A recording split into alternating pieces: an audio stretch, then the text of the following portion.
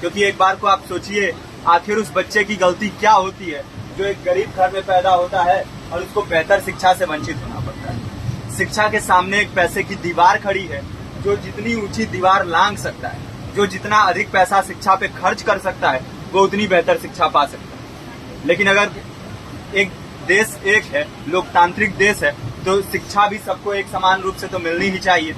आज परिस्थिति ये है कि एक तरफ तो प्राइवेट स्कूल हैं जो लूट के अड्डे बने हुए हैं, वहां पे आप एडमिशन कराने जाएंगे तो सिर्फ एडमिशन के नाम पे ही आपको 10,000 20,000 रुपए देना होगा।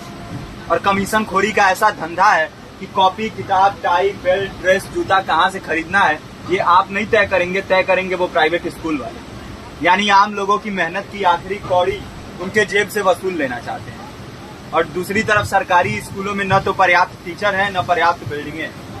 2019 का ही ये पुराना आंकड़ा है कि हर 100 में से 52 स्कूलों में या तो एक टीचर है या 2 टीचर हैं, और उन्हीं टीचरों के ऊपर जिम्मेदारी थोप दी जाती है कि जनगणना करो, मतगणना करो, पशु गणना करो, तमाम काम करवाए जाते हैं। और 19 के बाद से तब से कितने टीचर रिटायर हुए होंगे, और 18 के बाद से कोई टीचर की वैकेंसी भी नहीं है।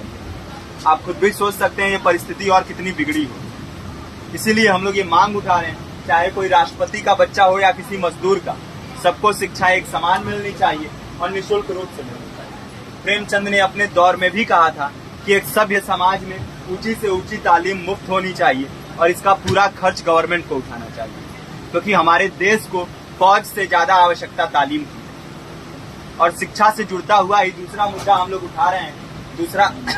दूसरा मुद्दा है रोजगार का।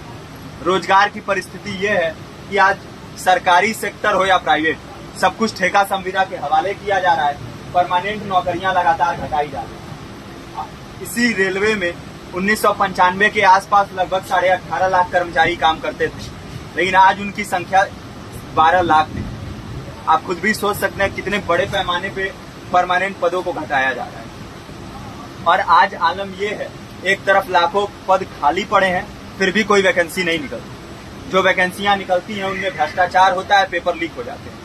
RO, UP police, BPSC, SSC, CGL, ऐसे तमाम पेपर लीक हो चुके हैं, आप लोग भी जानते ही हैं।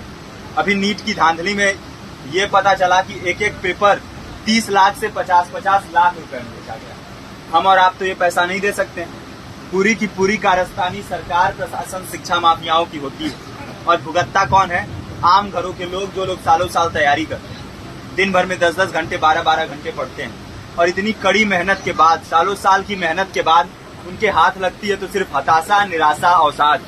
बहुत से छात्र नौजवान जो इस बेबसी में, इस डिप्रेशन में नहीं जी पाते, आत्महत्या तक के कदम उठा लेते हैं। लेकिन ये देश की विडंबना है कि टीवी चैनल, अखबार, मीडिया, नेता, मंत्रियों के लिए कहीं ये कोई मुद्दा नहीं है। उनके लिए मुद्दे हैं तो जाति, धर्म, रंग, नस्ल, अगड़ा पिछड़ा।